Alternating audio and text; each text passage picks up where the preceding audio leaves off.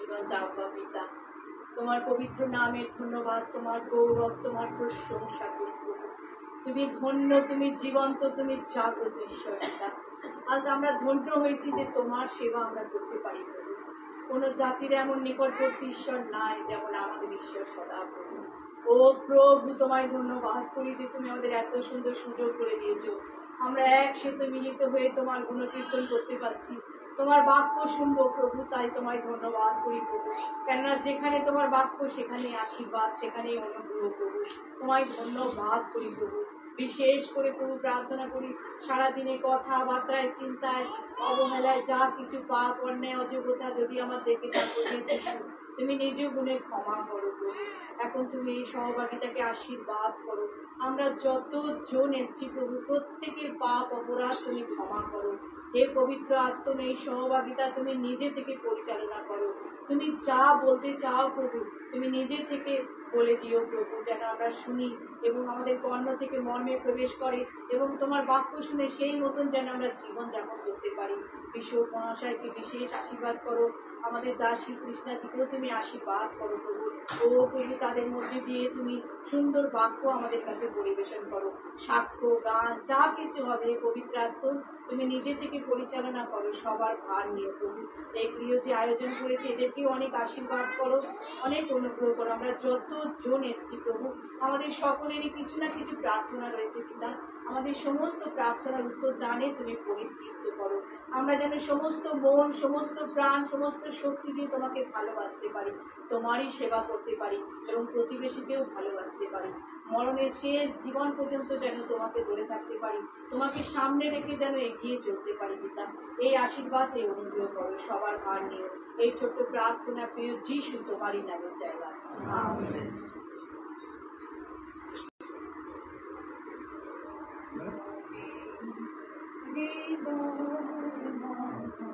শুচি করো স্মরণে তোমার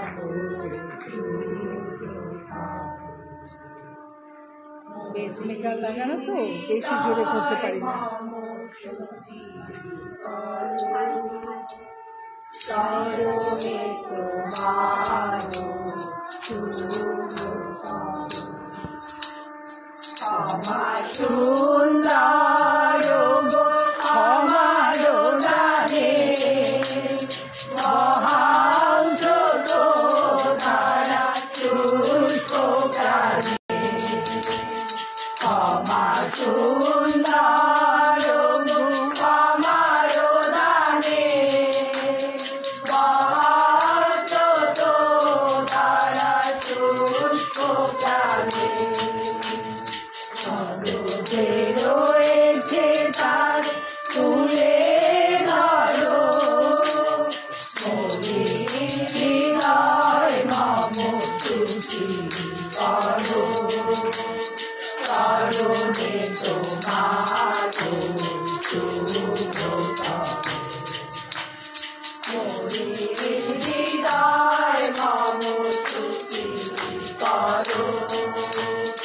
চরণে তোমার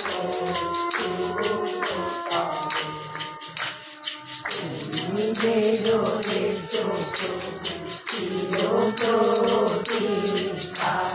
বেদান্ত মারে ডাকে সে তোমারে গান তুমি বেদনে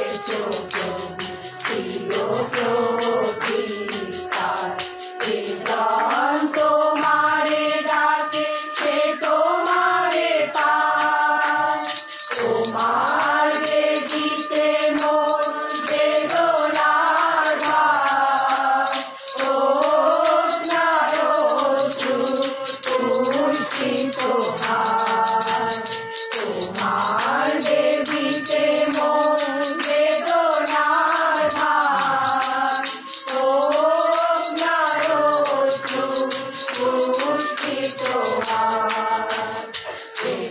মধুভাষে প্রভু জীবন ভর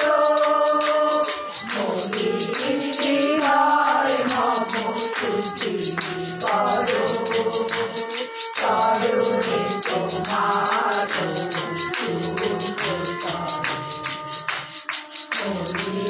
মনিরায় নম তুলসী কর চরণে তোমার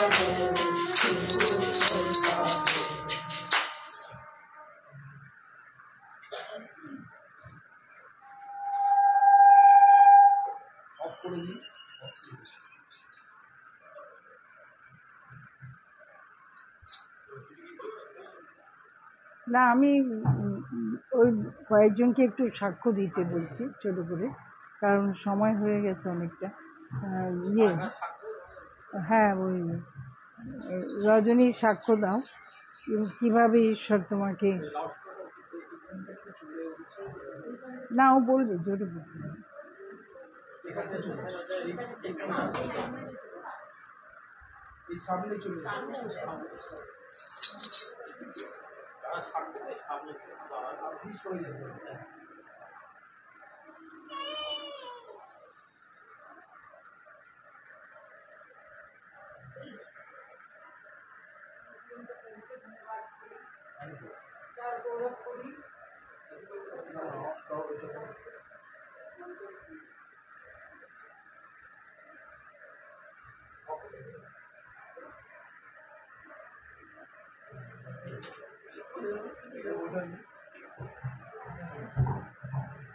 জীবন্ত প্রভুকে ধন্যবাদ করি, তার গৌরব করি, তার প্রশংসা করি যে তার দয়া আমার জীবন থেকে উত্তম। তিনি যে আমাকে বাঁচিয়ে রেখে তার চরণে বসার সুযোগ করে দিয়েছে, তার জন্য প্রভুকে ধন্যবাদ দিই। ধন্যবাদ দিই প্রভুকে যে তিনি অধমযোগ্য পাপীকে তার চরণে কুলীনের আসন দান করেছেন, তার জন্য প্রভুকে ধন্যবাদ দিই। ধন্যবাদ দিই, যদিও সাক্ষ্য দেওয়ার জন্য বলা হয়েছে খুব অল্প সময়তে প্রভু, কিন্তু বলছিলাম তুমি তো আমার জীবনে প্রচুর দয়া, অনেক করুণা, অনেক ভালোবাসা উজাড় করে দিয়েছ। বিশেষ ধন্যবাদ বিশেষ করে না দিয়ে থাকতে পারি না প্রভু। সত্যি যদিও আমি একটা হিন্দু মেয়ে ছিলাম, আমি জগতে অনেক পুজো পাঠ অনেক কিছু করেছি পরম শান্তি পাওয়ার জন্য। অনেক দুঃখ অনেক কষ্ট জীবনে ছিল, জগতের মানুষ জগতে আত্মীয় প্রিয়জনরা আমাকে সবাই ছেড়ে দিয়েছিল, কিন্তু তখন আমি প্রভুকে ধন্যবাদ দিয়েছিলাম যে তখন তিনি আমার প্রতি দৃষ্টিপাত করেছেন, তিনি আমার দিকে তাকিয়ে আর আমাকে আহ্বান করেছেন আত্মিক মায়ের সহযোগিতার মধ্যে দিয়ে আমাকে নিয়ে গেলেন ওখানে। আর সত্যি আত্মিক মায়ের বাক্য অনেক সুন্দর, যে মানুষকে পরিবর্তন করতে পারে। প্রভুকে ধন্যবাদ দিচ্ছিলাম বসে বসে প্রভু, বিশেষ ধন্যবাদ যখন হচ্ছিল বলুন প্রভু, সবচেয়ে বড় ধন্যবাদ তো এটাই কি তুমি আমার স্বামীকে আমূল পরিবর্তন করিয়াছ প্রভু। অনেক মন্দতা দুজনের মধ্যেও ছিল প্রভু, সত্যি না বলে এটা লজ্জা না সাক্ষ্য প্রভু, যে আমরা দুজনই অনেক গালাগালি কিস্তা কিস্তি মারামারি, আমাকে মারতো আমিও তাকে মারতো, একটা যত ছোট লোকের মতন খাওয়া শিখার খাওয়া মন্দতা, প্রত্যেকটা মন্দতা আমার মধ্যে ছিল প্রভু। কিন্তু তোমায় ধন্যবাদ দিই যে বাড়িতে আমি ভাড়া থাকতাম তারা বলতো তোকে আর কোনোদিন শুধরানো যাবে না, কিন্তু আমার প্রভু তার বাক্যের কথা দ্বারা আমাকে পরিষ্কার করিয়েছে। তার বাক্য বলছে আমার বাক্য পর্যন্ত তুমি পরিষ্কৃত আছো। তোমায় ধন্যবাদ দিচ্ছিলাম যে তোমার দাসের মধ্যে দিয়ে বাক্য শুনিয়ে শুনিয়ে আমার স্বামী স্ত্রীকে দুজনকেই আমূল পরিবর্তন করেছো এবং জীবনের জীবন্ত সহভাগিতা দিয়েছো, যেখানে জীবনে তোমাকে পাইয়াছি প্রভু, যেখানে পরিবর্তন এনেছি অনেক আমাকে প্রভু, আর আমরা তোমাকে পাইয়াছি প্রভু। সত্যি জগতে যে পুজো যে আর্চন করে আমি যে স্বর্গে শান্তি পাইনি প্রভু, আনন্দ পাইনি প্রভু, কিন্তু তোমার চরণে এসে তুমি আমাকে সব দিয়েছো প্রভু, অনেক শান্তি দিয়েছো, অনেক আনন্দ দিয়েছো, তোমাকে পাওয়ার আনন্দ দিয়েছো প্রভু। সত্যি জগতে সবকিছু লাভ করে যে নিজ আত্মা হারায় তার কিছু লাভ হয় না, তুমি আমাকে সেই পবিত্র আত্মাও দান করিয়াছো প্রভু, স্বামী স্ত্রীকে প্রভু। কেন তুমি বলেছো প্রভু, তুমি আমাকে বলেছিলে তুই যারা আমার নিচে তারা আমাদের গ্রহণ করবে না, কিন্তু বলছিলাম যে আমি তো হিন্দু, আমি তো পরজাতি, তথাপি তুমি আমাকে নিজ সন্তান হওয়ার অধিকার দিয়েছো। তার জন্য তোমার দুই হাত তুলে ধন্যবাদ করছি প্রভু, তোমার গৌরব তোমার প্রশংসা করি প্রভু, তোমায় ধন্যবাদ দিয়েছিলাম প্রভু। যখন আমার স্বামীর চাকরি ছিল না প্রভু, আমরা ছোট্ট ঘরে ভাড়া থাকতাম, কিন্তু তখন আমি অনেক কষ্ট, অনেক ব্যথা, অনেক দুঃখ আমার জীবনে ছিল, অনেক অভাবও ছিল, কিন্তু তোমার দাসী আমার বাড়িতে বসে প্রার্থনা নিয়েছিলাম, তখন এসে বলেছিল কি জানি না, বলছিল কি রজনীকে একটা জায়গা কিনতে দিও প্রভু। তোমার কাছে বিশেষ প্রার্থনা, ছোট্ট ঘর দেখে সে প্রার্থনা উৎসর্গ করেছি। কিন্তু মহান ঈশ্বর, সত্যি আমার স্বামীর চাকরিও ছিল না তখন, কিন্তু দাসীর প্রার্থনা এসে স্বামীকে চাকরি দিয়ে পরিতৃপ্ত করেছে। ধন্যবাদ দিচ্ছিলাম প্রভু, যে যখন বলে গেছে আমি তখন মনে মনে হাসছিলাম, তখন তো অতটা চিনতে পারিনি, তোমার আমি জানতে পারিনি যে তুমি পরাক্রমশালী ঈশ্বর, তুমি প্রার্থনা শ্রবণকারী ঈশ্বর, তুমি আশ্চর্য ক্রিয়াকারী ঈশ্বর, তুমি মহৎ মহৎ কর্ম করে থাকো। যখন যাকে বলবে হবে না, তোমার পক্ষে সেটাই সম্ভব। তোমায় ধন্যবাদ দিচ্ছিলাম, মনে মনে আসছিল, মনে বলছিলাম তোমার কাছে কি প্রার্থনা করলে জায়গা, আমাদের তো খাওয়ারও টাকা দিয়েছি, জায়গা বাড়ি কি করে।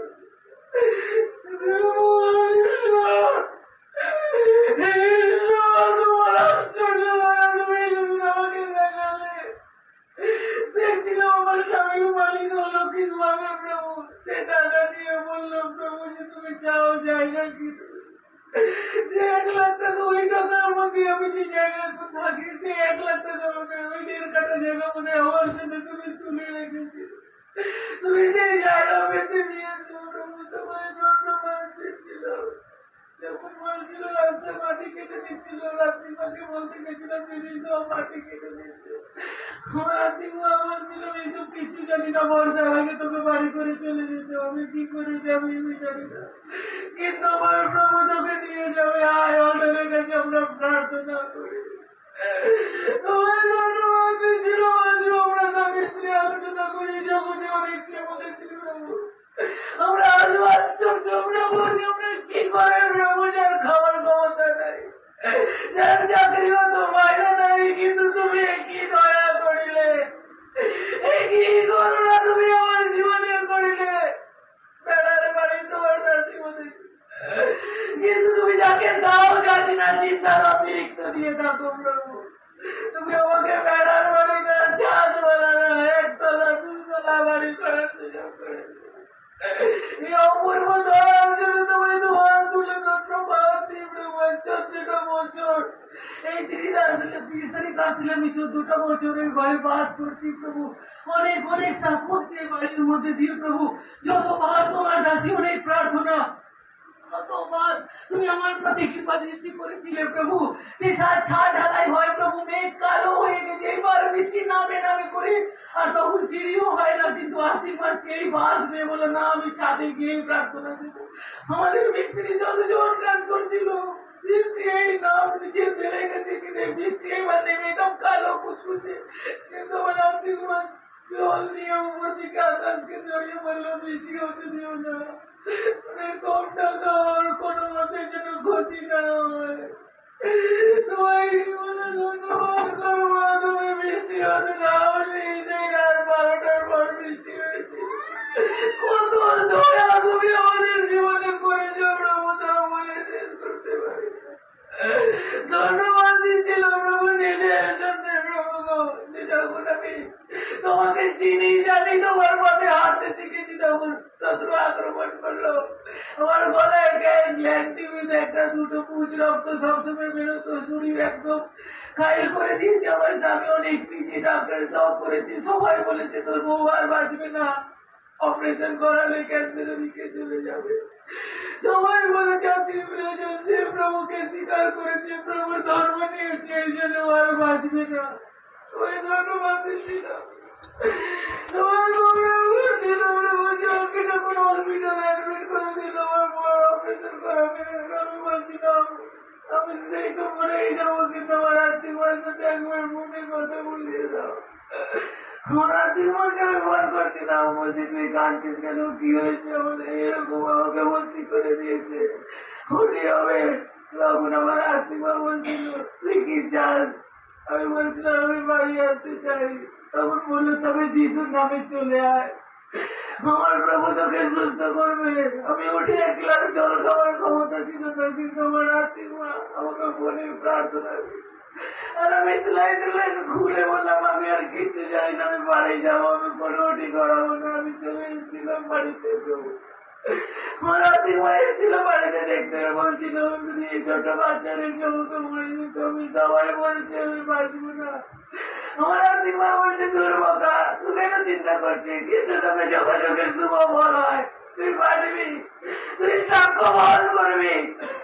আজ আমি প্রভুকে দুহাত তুলে ধন্যবাদ দিয়েছি, আজ আমি বেঁচে আছি, আজ আমি সাক্ষ্য বহন করতে পারছি না। যে বছর ডক্টর দেখছিল প্রভু, সে বলেছিল 2.5 বছর 3 বছর সারতেও লাগতেও পারে, নাও বেশি সময়ও লাগতে পারে, কিন্তু তোমার সহভাগিতায় হারুনের মতন আমার জন্য প্রার্থনা হচ্ছিল সেদিন প্রভু। 2.5 বছর 3 বছর না, তুমি আমাকে 6 মাসে সম্পূর্ণ সুস্থ করেছিলে।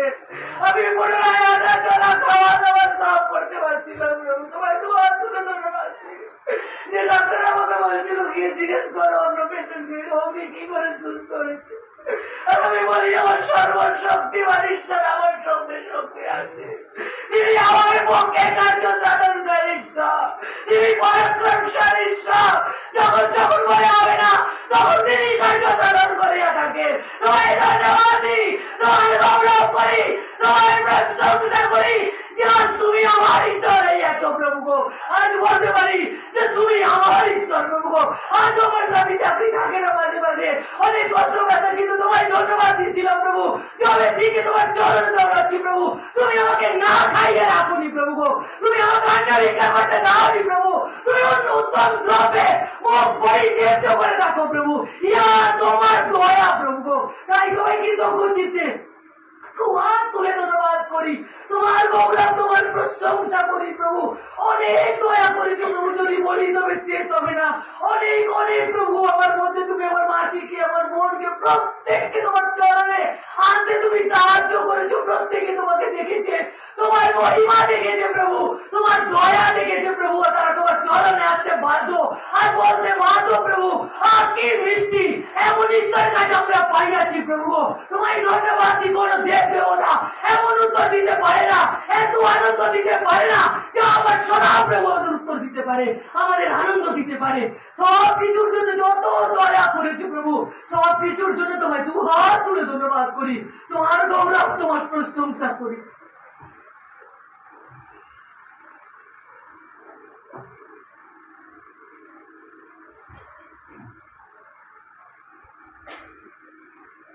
ধন্যবাদ দিই। আর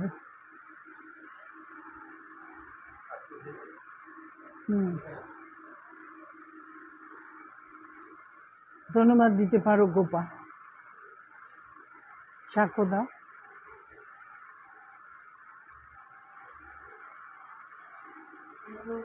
ধন্যবাদ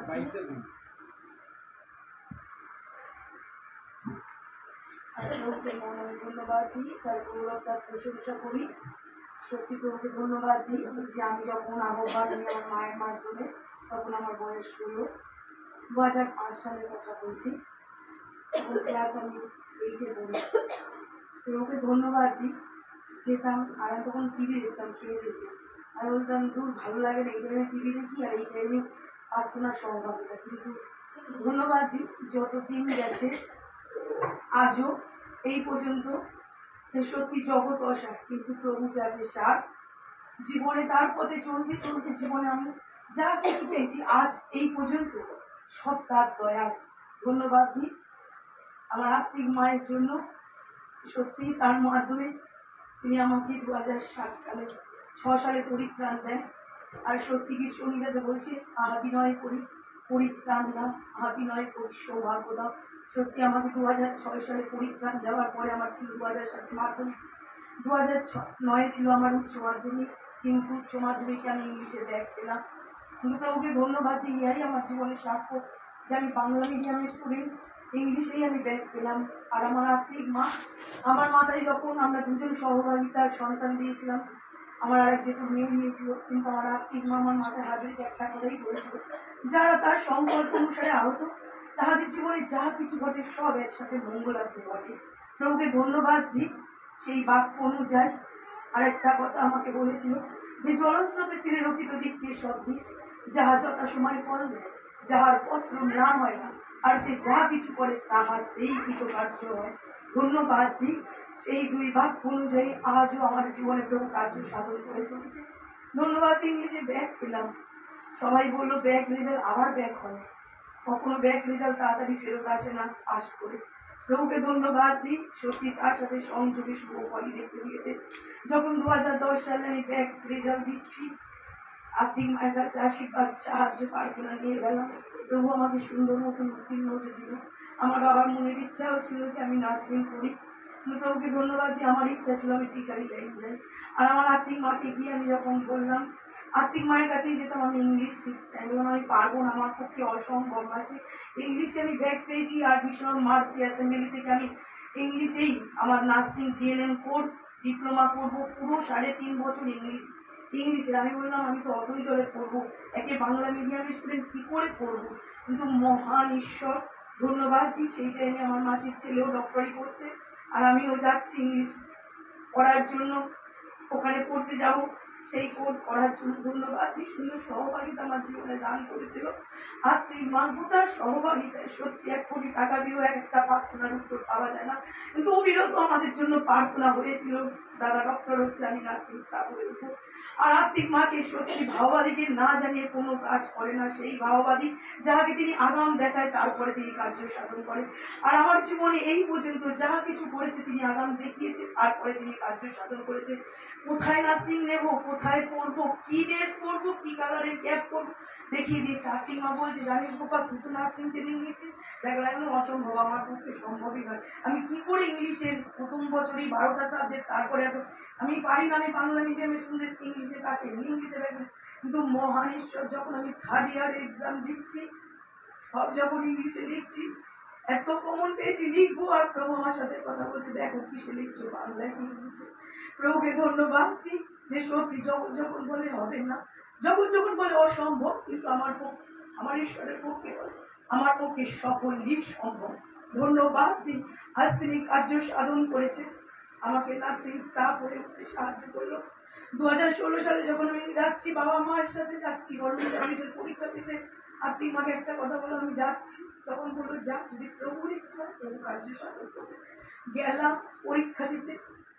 ধন্যবাদ দিই, সবাইকে অনেক কোশ্চেন করছে, আমাকে বলেছে আমি যদি তোমাকে অনেক দূরে ফেলি যাবে না, বললাম হ্যাঁ যাবো। মহান ঈশ্বর, এত সুন্দর ঈশ্বর, সত্যি তার সন্তানদের পক্ষে তিনি তাকে জানেন যে তাদের কোথায় কি প্রয়োজন। আমার ফার্স্ট পোস্টিং দিল বেহালা, তারপরে আমি যখন মিউচুয়াল খুঁজলাম আমাকে ট্রান্সফার করে পিজি হসপিটালে দিল। আমার অন্তরের বাসনা ছিল যে আমি বিএসসি করে আরো উঁচু পোস্টে যাব। ধন্যবাদ দিই আমি পরীক্ষা দিলাম, 5 লাখ স্টুডেন্টের মধ্যে আমাকে র্যাঙ্ক করতে দিল। র্যাঙ্ক করে আমি পেলাম, যদিও আমার 500 র্যাঙ্ক হয়েছে, শিলিগুড়ি পোস্টিং হলো, আমি চলে গেলাম। আমার আত্মিক মা বোধহয় সহভাগিতায় প্রার্থনা হচ্ছে, আমার 1.5 বছরের বাচ্চা রেখে আমি চলে গেলাম অক্টোবর মাসে। আর আমার পাশে সবাই বললো আমার প্রভু মহান, তিনি সকল, তিনি আগেও প্রার্থনা শুনেছেন, এখনো শুনবেন, অবিরত প্রার্থনা করে যান। যখন দেখলাম সবকিছু কমপ্লিট হচ্ছে না, কোনো দিক নেই, আমরা কয়েকজন উকিল ধরলাম যে সেই উকিলের মাধ্যমে যদি আমাদের মক আপ রাউন্ড গুলো হয় তাহলে হয়তো আমরা ফিরে আসতে পারবো। কিন্তু সত্যি জগতের সবকিছু যখন ফেল হয়ে গেল, আমার মহান ঈশ্বর কার্য সাধন করলেন। আমি আমার আত্মিক মাকে বললাম আমি রিজাইন দিয়ে মাঝে চলে আসবো, কিভাবে জানি না। বলো তুই আর প্রভু আছে। সবাই বলেছিল হবে না, এরকম ভাবে হয় না, কিন্তু সত্যি হয় না। যা সবার পক্ষে হয় না, কিন্তু আমার পক্ষে আমার ঈশ্বর তা সম্ভব করে রেখেছে। তোমার পক্ষে সকলে হবে, কারণ আমার স্যালারি যদি আটকে যায় আমার পক্ষে অসম্ভব। আমি প্রাইভেটে পড়বো, কি করে সম্ভব? কিন্তু মহান ঈশ্বর সত্যি, তার বাক্য সত্য। যদি তুমি আমার বাক্য হৃদয় রাখো, তবে আমার দৃষ্টিতে মনুষ্য দৃষ্টিতে অনুগ্রহ প্রাপ্ত হইবে। আর আমি যখন ওখানে ছিলাম, আমি ওখানে সবাই একটা ফ্ল্যাটে 5 জন ছিলাম, আমি প্রার্থনা করতে পারতাম না। আমি প্রভুকে বলছিলাম, ঝগড়া করছিলাম যে তুমি কি বল, আমি কি শুনবো। আর আমি যখন বার তুলে গেছি স্নান করতে হাঁটুকে, তার কাছে বিরোধী করছিলাম। আমাকে শুধু বলে গেল শেষ ফল আশা সিদ্ধির ফল। উকিল হেরে গেল, সবকিছু হেরে গেল। আমি বললাম কখন শেষ ফল আমি দেখবো। 2 মাস হয়ে গেল, ডিসেম্বর মাস এসে উপস্থিত। আমি বললাম প্রভু আমি কি করবো আমি জানি না, তুমি জানো। আমি সব কিছু রিজাইন দিলাম আর আমি চলে যাব বলে আমি 28শে জানুয়ারি রিজাইন দিয়ে যখন চলে এসে 29 তারিখ তাহলে আমার আর্থিক মাকে বললাম আজ আমি রিজাইন দিয়েছি, আমার ডকুমেন্টস রেডি করছি, স্বাস্থ্য ভবন দেবো প্রাইভেটই হওয়ার জন্য। মহান ঈশ্বরকে ধন্যবাদ দিই, আর কাছে আশীর্বাদ করে নিয়ে আমি যখন গিয়ে সাবমিট করলাম, 1 সপ্তাহ পরে আর্থিক মা বললো বাবা তুই আমার সাথে এসে হাত মিলাচ্ছিস, দেখলাম তোর সবকিছু কমপ্লিট হয়ে গেছে। আর সত্যি ফেব্রুয়ারি মাসে আমার রেজাল্ট বেরালো, আমার স্যালারি গ্যারান্টেড হয়েছে, আমাকে প্রাইভেটে অ্যালাউ করেছে। ধন্যবাদ দিতে আজ আমার সহভাগিতার পাশে, আজ আমার বাচ্চার পাশে আমাকে থেকে নার্সিং বিএসসি কোর্স কমপ্লিট করতে দিচ্ছে। তাই ধন্যবাদ দিই, তার গৌরব, তার প্রশংসা। আমিন।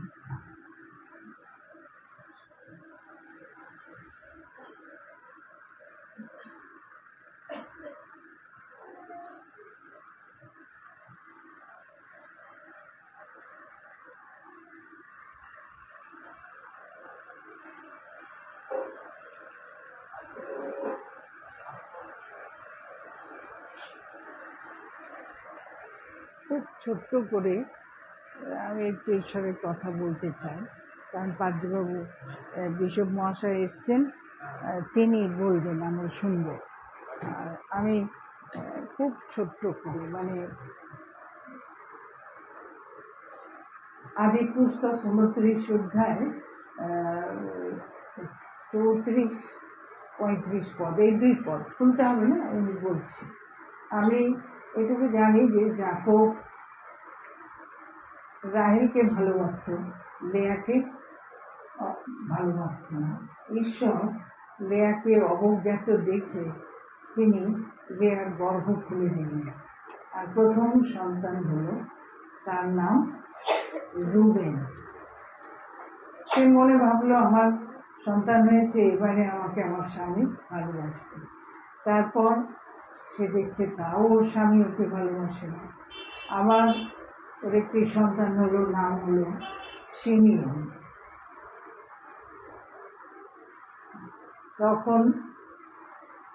তখনও দেখছে স্বামীর প্রেম পায়নি।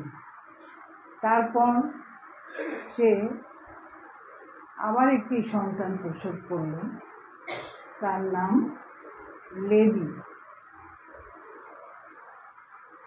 তারপরে সে বলল আর দরকার নেই কারোর ভালোবাসা। শেষ সন্তান হলো জিহুদা। আর এবার আমি ঈশ্বরের প্রশংসা গৌরব করব। আর সত্যি তাই, এর নিগূঢ় তত্ত্ব হচ্ছে এই যে এসো পুত্রকে দেখো, পুত্রকে দেখো, তার কথা শোনো। শিমিয়ন, তার কথা শোনো। লেবি, তার প্রতি আসক্ত হও। তারপর জিহুদা, তাহার স্তব করো। তাহলে আমরা এই স্টেজের মধ্যে দিয়ে ঈশ্বরকে দেখি, ঈশ্বর পুত্রকে দেখি, তার বাক্য শুনি, তার প্রতি আসক্ত হই, তারপর তার স্তব করতে শুরু করি। তাই মহান ঈশ্বর আমাদের প্রত্যেককে আশীর্বাদ করেছেন এই 4টে স্টেজের মধ্যে দিয়ে আমরা আজ প্রভু হতে পেরেছি। তার জন্য প্রভুকে ধন্যবাদ দিই। আমেন।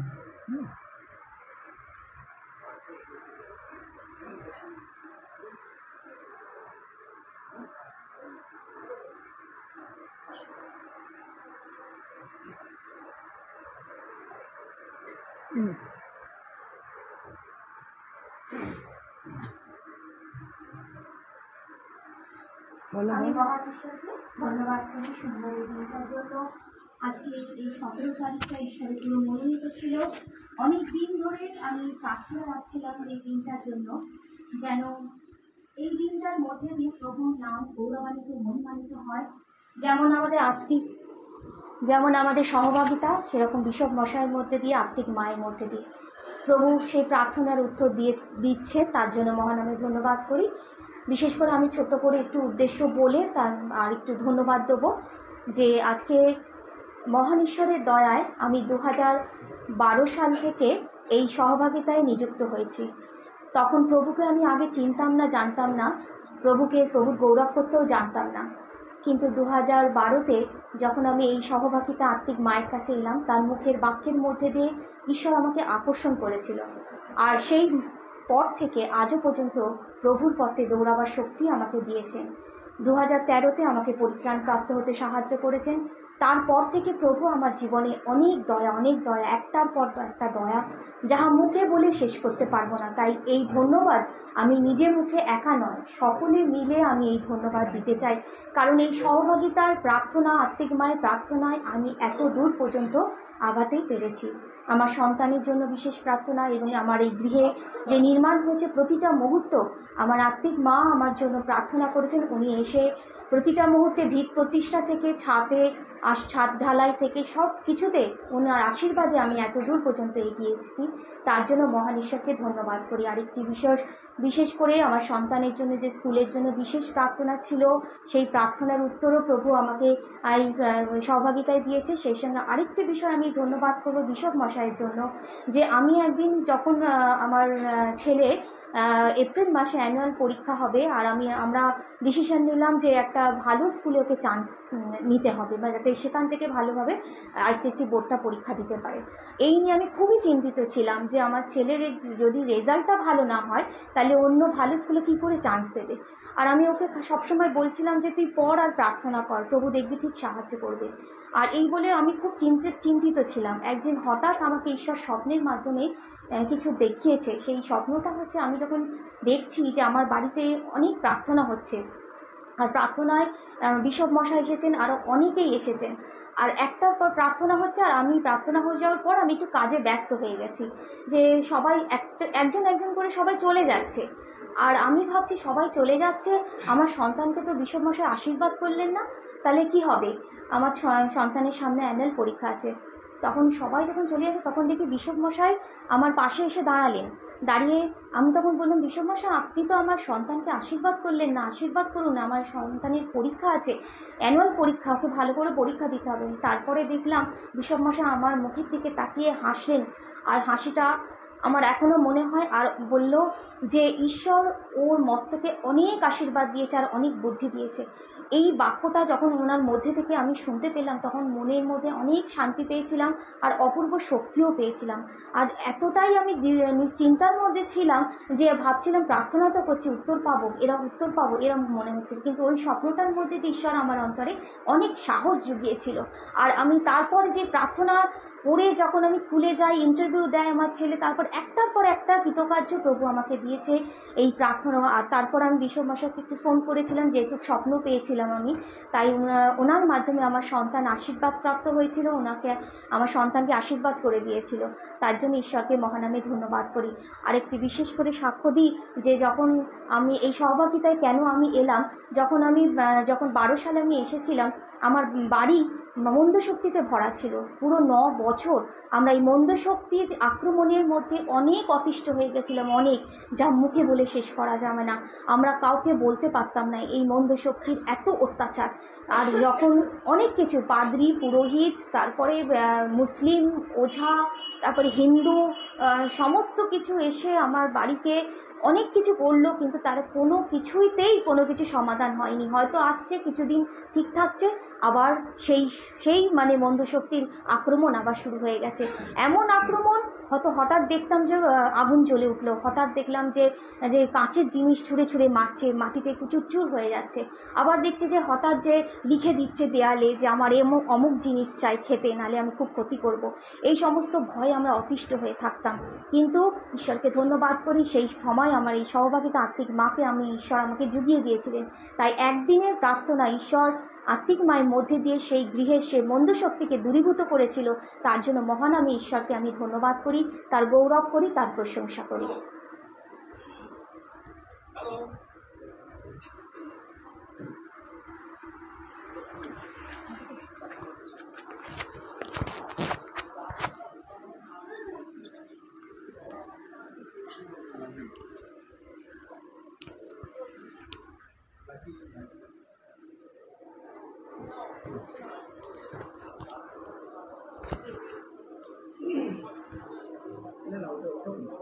হালেলুয়া।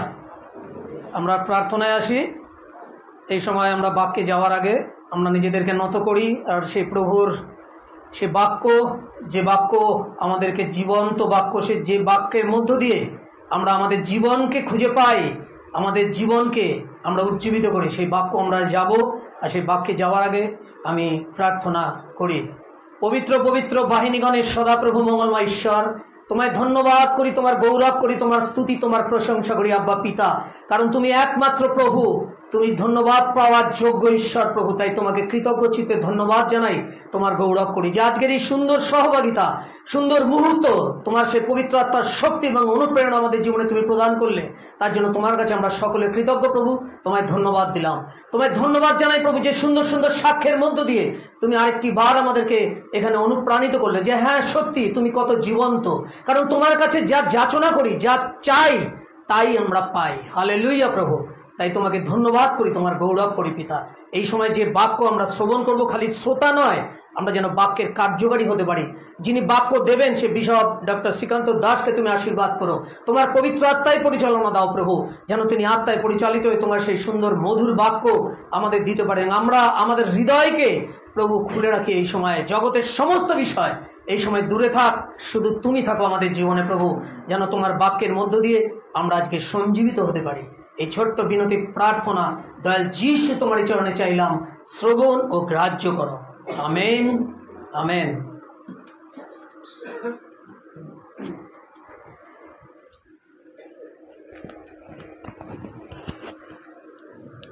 সকলকে জয় যিশু। প্রভু যিশুর নামের ধন্যবাদ করি যে ঈশ্বর আমাদের আবার একটা দিন সুযোগ করে দিলেন। আর সিস্টারকে অনেক দিন পর আমি দেখতে পেলাম। সত্যি ঈশ্বর কত মহান, যে সেই জোয়েল ভাববাদী পুস্তকে এবং প্রভু যিশুর আগমনের পূর্বে তিনি অনেক মানুষকে তুলবে, তাই না? ঈশ্বরের বাক্য বলছে যুবক যুবতীরা দর্শন পাবে, তারা ভবিষ্যৎবাণী বলবে, আমার নামে ভূত ছাড়াবে, অলৌকিক অলৌকিক কাজ হবে। আর এটাই তার সিম্বল, সাইন, যে ঈশ্বর আমাদের মাঝে যে দিদিকে অর্থাৎ যে সিস্টারকে রেখেছেন শুধুমাত্র ঈশ্বরের মহিমা কীর্তন করার জন্য। ধন্যবাদ দিই সিস্টারকে যে আজকে তাদের বাড়িতে যে প্রার্থনার জন্য আমরা উপস্থিত হয়েছি। বিশেষ করে ধন্যবাদ, যখন আমরা ধন্যবাদ দিই, বাইবেল কি বলছে? তাহার সকল উপকার ভুলিয়ে যাইও না। আমরা সত্যি যেন না ভুলে যাই, আমরা উপকার ভুলে যাই, কেননা ঈশ্বরের বাক্য বলছে আমরা সরিয়া পড়ার লোক নয়, আমরা বিশ্বাসী বর্গের লোক। হালেলুয়া। তাই প্রভুর ধন্যবাদ করি, যখন আমরা বিশ্বাসী বর্গের লোক, তো আসুন আমরা সেই গানটা গাই, সেই পবিত্র আত্মাকে আহ্বান করি, যাতে আমাদের মধ্যে বাক্যরূপ সেই অনুগ্রহ যেন ভরিয়ে দেখ।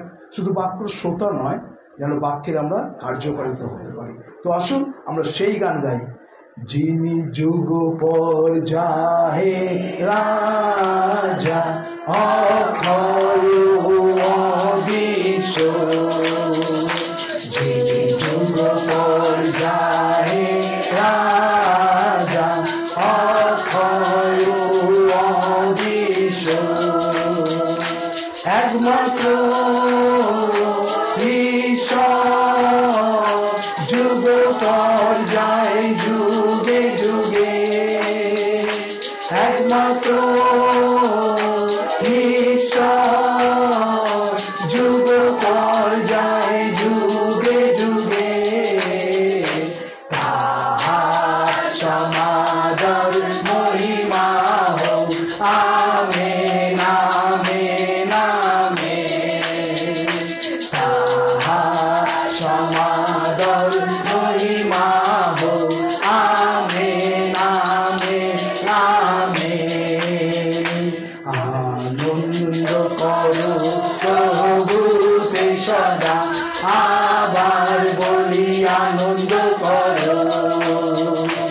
আনন্দ করো প্রভুতে সদা, আবার বলি আনন্দ করো।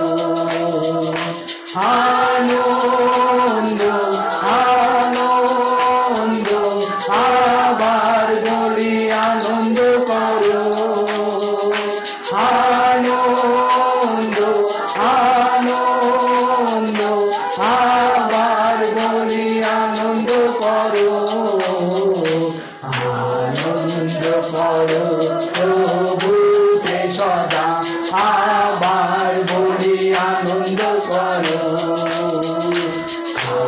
ঈশ্বর জগৎকে এমন এমন প্রেম করিলে, কারণ ঈশ্বর জগৎকে এমন এমন প্রেম করিলে, যে আপনারও একজাত পুত্রকে দান করিলে, যে আপনারও একজাত পুত্রকে দান করিলে, যেন যে কেউ তাহাতে তাহাতে বিশ্বাস করে, যেন যে কেউ তাহাতে তাহাতে বিশ্বাস করে, সে বিনষ্ট না হয়, কিন্তু অনন্ত অনন্ত জীবন পায়। সে বিনষ্ট না হয়, কিন্তু অনন্ত অনন্ত জীবন পায়। আসুন আমরা সকলে মুখ করে প্রভুর ধন্যবাদ করি। প্রভু তোমায় ধন্যবাদ ধন্যবাদ ধন্যবাদ ধন্যবাদ। আসুন আমরা সকলে মুখ করে ধন্যবাদ প্রভু যিশু, তুমি মহান ঈশ্বর, তুমি আমাদের প্রার্থনা শ্রবণকারী ঈশ্বর প্রভু। কারণ ঈশ্বরের বাক্য বলছে, যখন আমরা প্রশংসা করি, সেই প্রশংসার ভূমিতে সেই পবিত্র আত্মার নেমে আসে। তুমি আমাদের প্রত্যেক জনকে স্পর্শ করো, প্রত্যেক জনকে আত্মার চালনা দাও, প্রত্যেক জনকে বাক্য প্রভু সেই গাইডলাইন দাও, আমরা যেন তোমার গৌরব তোমার প্রশংসা করতে পারি। কেন ঈশ্বরের বাক্য বলছে, মৃতেরা সদা প্রভুর প্রশংসা করে না, শ্বাস বিশিষ্ট প্রত্যেকটা মানুষ প্রভুর যেন প্রশংসা করুক। ধন্যবাদ দিই প্রভু যে আমরা বেঁচে আছি প্রভু যিশুর নামে। ধন্যবাদ দিই আজকের এই সুন্দর দিনকে দেখতে পেরেছি। ধন্যবাদ দিই এই 17 জুন আমরা তোমার গৌরব তোমার প্রশংসা করছি। হালেলুয়া প্রভু, তোমায় ধন্যবাদ ধন্যবাদ প্রভু। তুমি ধন্যবাদ দিই, তুমি আলফা ওমেগা, তুমি আদি অন্ত, তুমি জিহোভা, তুমি জিহোভা নিসি, তুমি জিহোভা শালো, তুমি জিহোভা এল সাদ্দাই। প্রভু যিশুর নামে প্রার্থনা করি প্রভু, আজকে যখন আমরা তোমার প্রশংসা করছি, তোমার মহিমা কীর্তন করছি, যদি কোনো দুঃখার্থ থাকে, যদি প্রভু ক্ষতিগ্রস্ত থাকে, যদি প্রভু অসুস্থ থাকে, রাইট না প্রভু, যখন আমরা তারা প্রশংসা করেছিল, অলৌকিক কাজ হয়েছিল প্রভু যিশুর নামে। অলৌকিক কাজ করো প্রভু, তাদের সেই হতাশাকে তুমি আনন্দে পরিণত করো, তাদের চোখের জলকে প্রভু যিশুর নামে দূর করে দাও, যেন প্রভু তারা তোমার গৌরব তোমার প্রশংসা করতে পারে। হ্যাঁ প্রভু, কারণ ঈশ্বরের বাক্য, তুমি আমাদের চোখের জলকে দেখেছো। আমরা যখন তোমার কাছে ক্রন্দন করি, আমরা যখন তোমার কাছে চাই, ঈশ্বরের বাক্য বলছে তুমি বিশ্বাস করো তোমার জীবনে করা যাইবে। হালেলুয়া প্রভু, তোমায় ধন্যবাদ দিই, তুমি আমাদের প্রার্থনা শ্রবণকারী ঈশ্বর।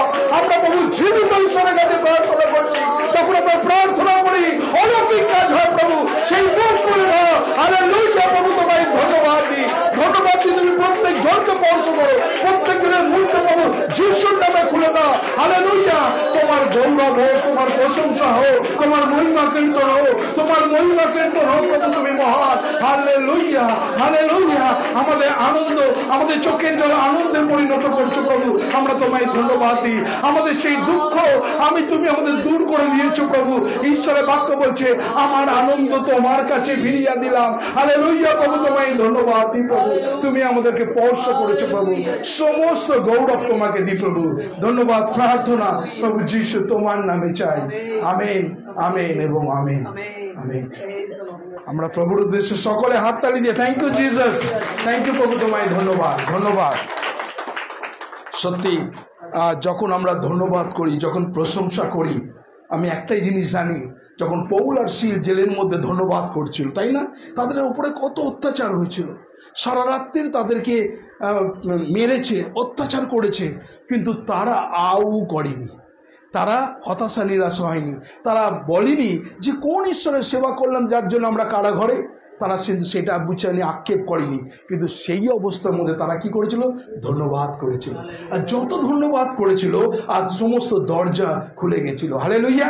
আমরা যত ধন্যবাদ করব, আমাদের সমস্যা, দুঃখ, কষ্ট, অসুস্থতা, জর্জরিত, অনাটন, প্রভু যিশুর নামে সেই আশীর্বাদের দরজা খুলে যাবে।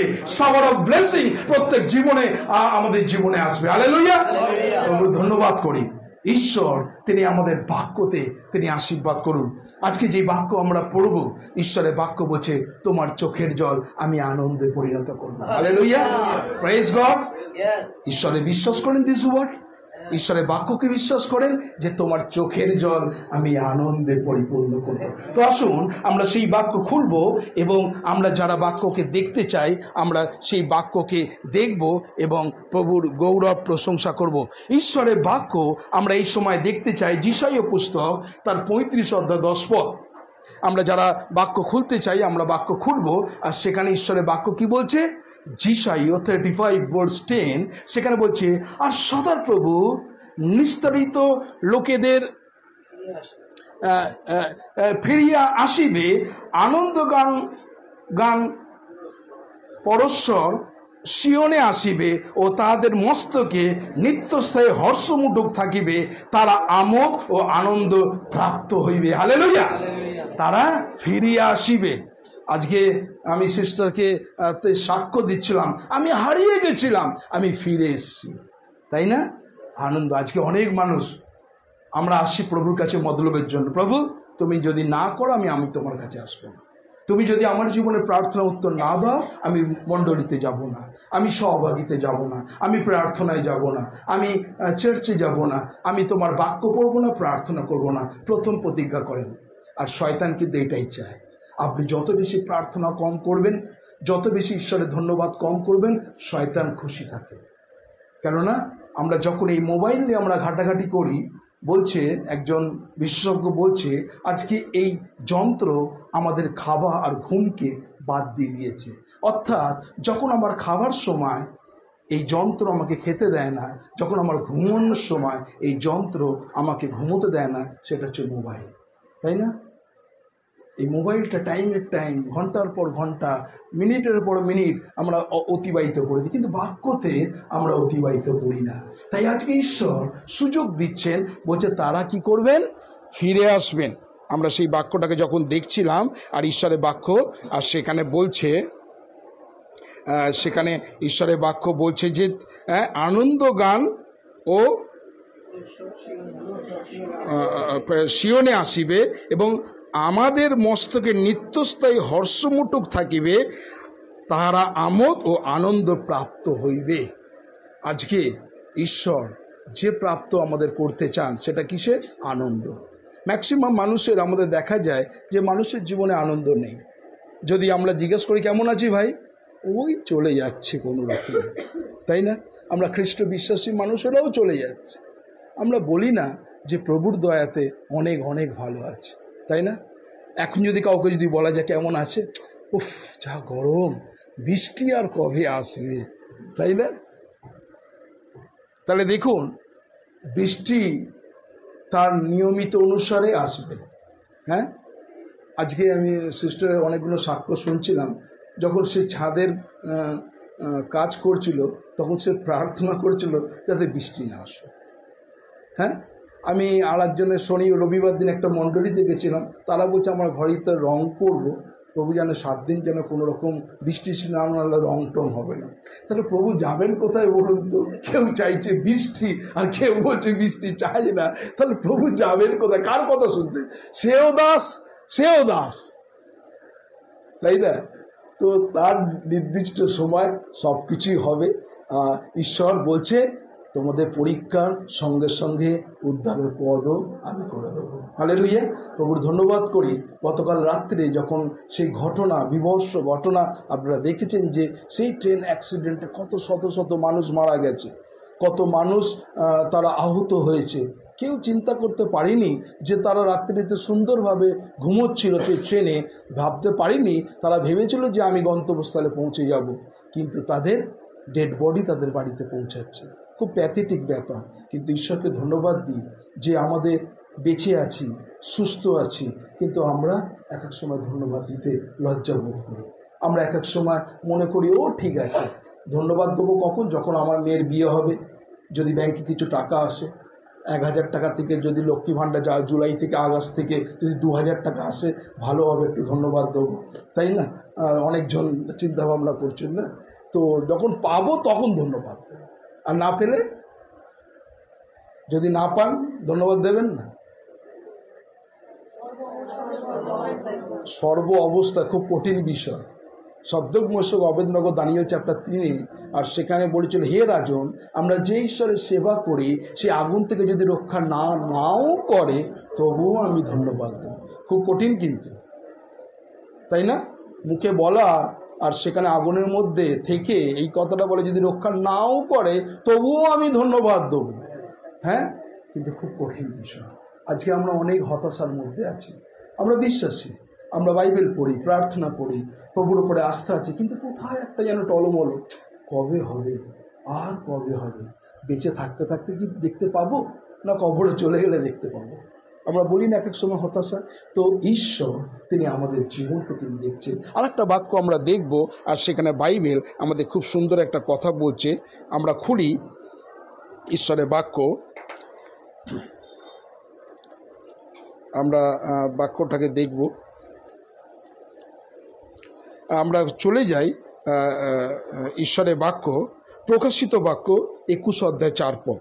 আর সেখানে বলছে, প্রকাশিত বাক্য 21 অধ্যায় 4 পদে আমরা যারা আছি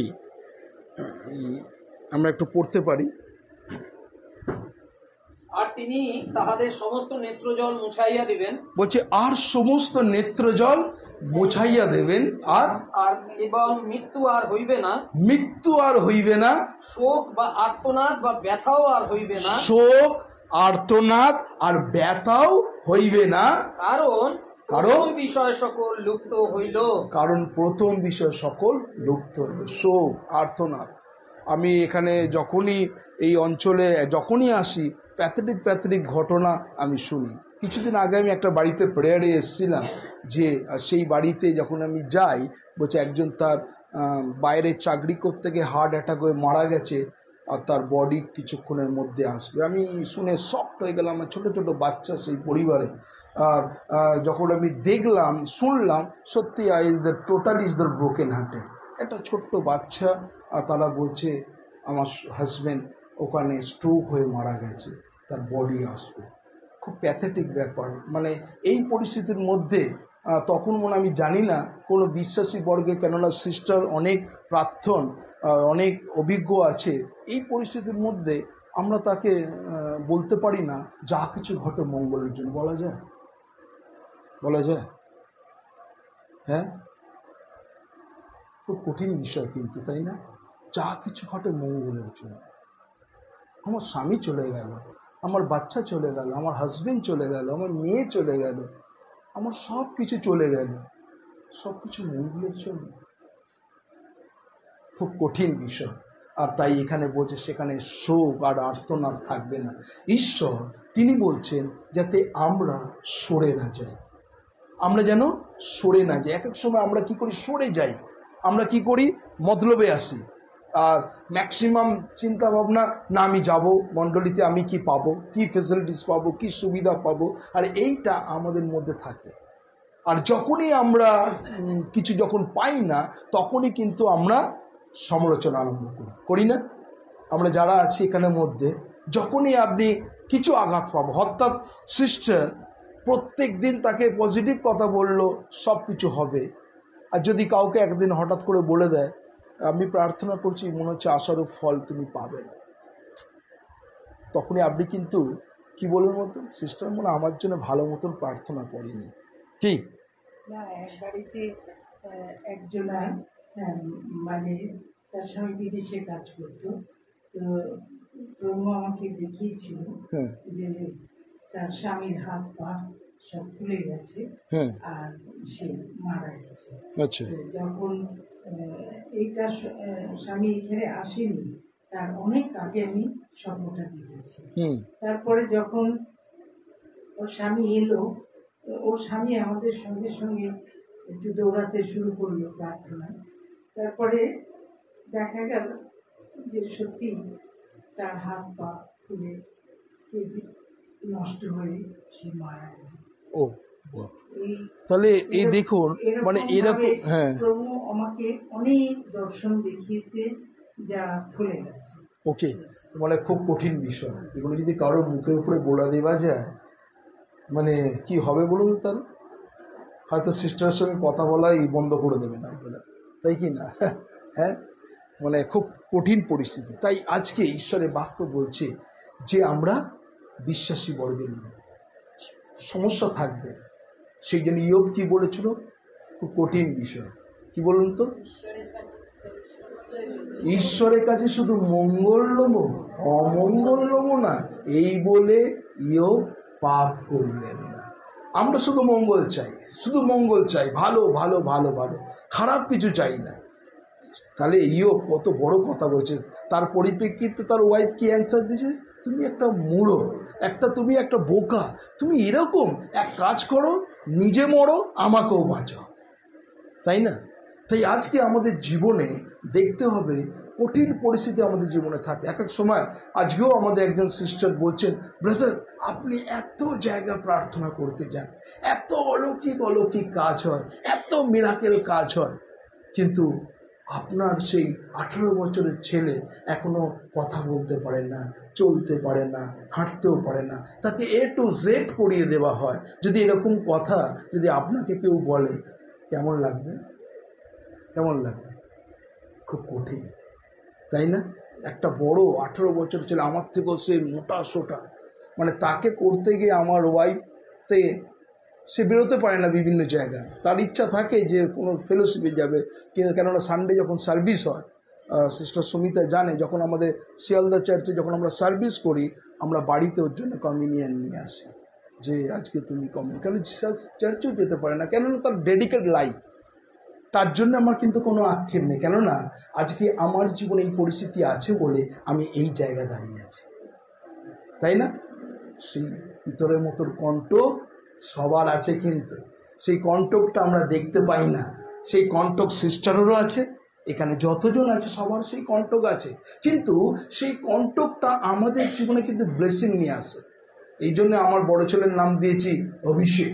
অর্থাৎ আমার জীবনে সে হয়তো কথা বলতে পারে না, চলতে পারে না, হাঁটতে পারে না, কিন্তু আমি বিশ্বাস করি আজকে এই পরিস্থিতি না থাকলে আমি কিন্তু যখন কোনো বাচ্চা, কোনো পরিবার, যখন ফ্যামিলি যখন এরকম বাচ্চাকে দেখি, আমি তখন ব্রোকেন হার্ট হই। আমরা বিখ্যাত একজন প্রচারক ডক্টর D.J.S. দিনাকরণের নাম আপনারা জানেন, তাই না? ইন্টারন্যাশনাল তিনি হচ্ছে প্রচারক। তখন পল দিনাকরণ খুব ছোট ছিল, আর তারা যখনই তাদের মেয়ে এঞ্জেলা,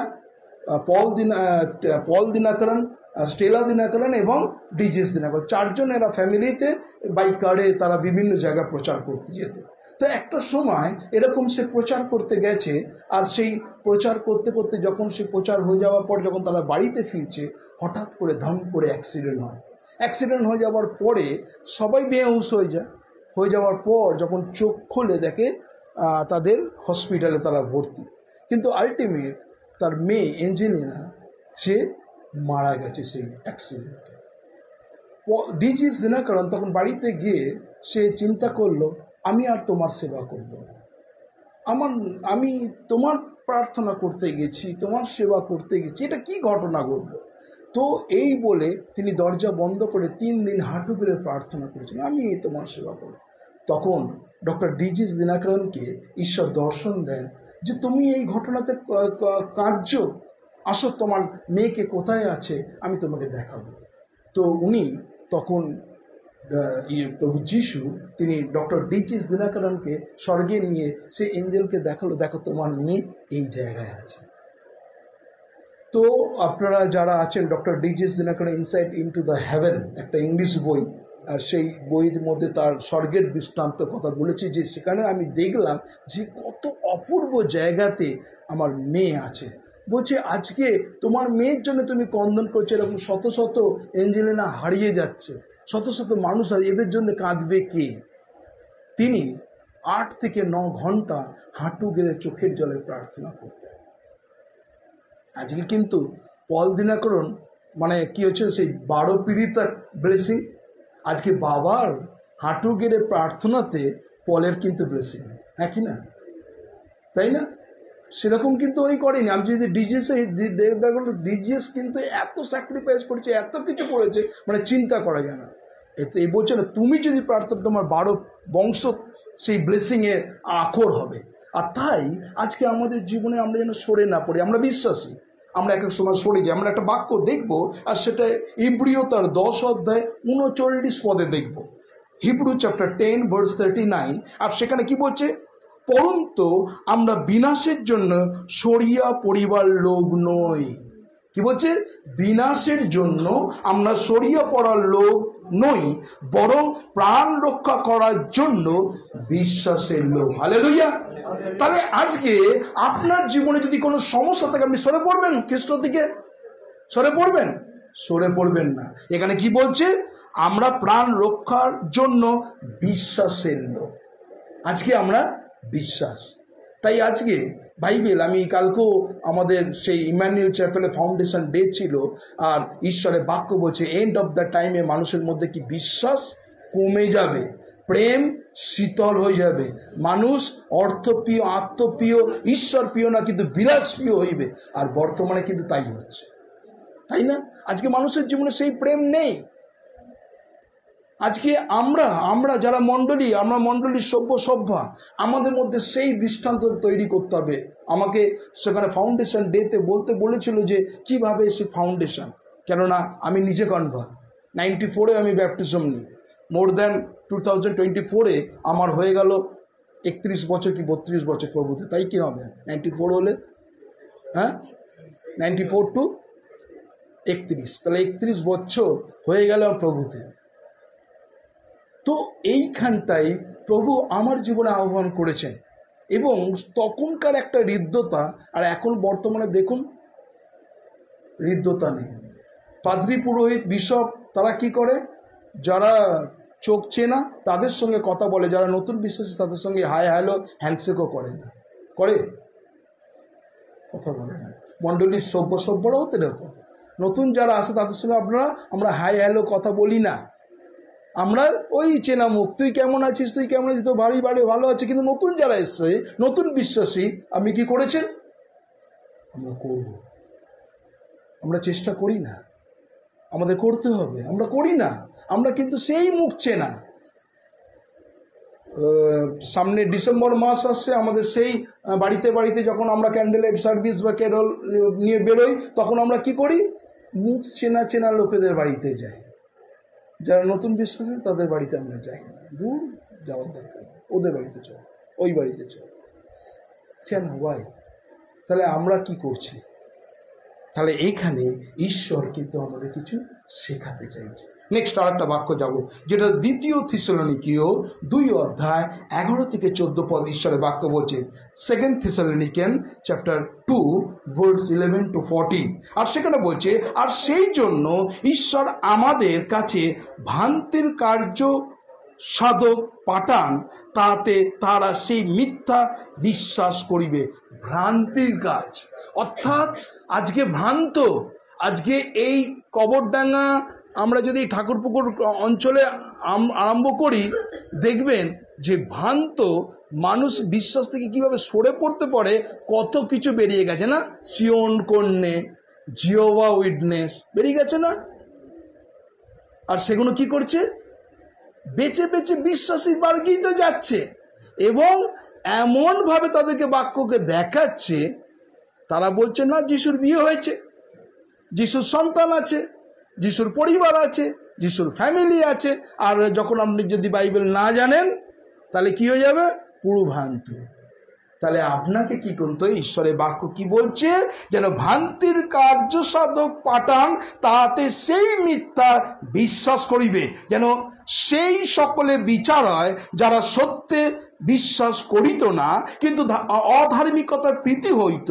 কিন্তু হে ভাতৃগণ, প্রভুর প্রিয়তমেরা, আমরা তোমাদের নিমিত্তে সর্বদা ঈশ্বরকে ধন্যবাদ দিতে বাধ্য, কেননা ঈশ্বর আদি হইতে তোমাদের আত্মার পবিত্রতা প্রদানের ও সত্যের বিশ্বাসের পরিত্রাণের জন্য মনোনীত করিয়াছেন, এবং সেই অভিপ্রায় আমাদের সুসমাচারের দ্বারা তোমাদেরকে আহ্বান করিয়াছেন, যেন তোমরা আমাদের প্রভু যীশু খ্রিস্টের প্রতাপ লাভ করিতে পারো। হালেলুয়া।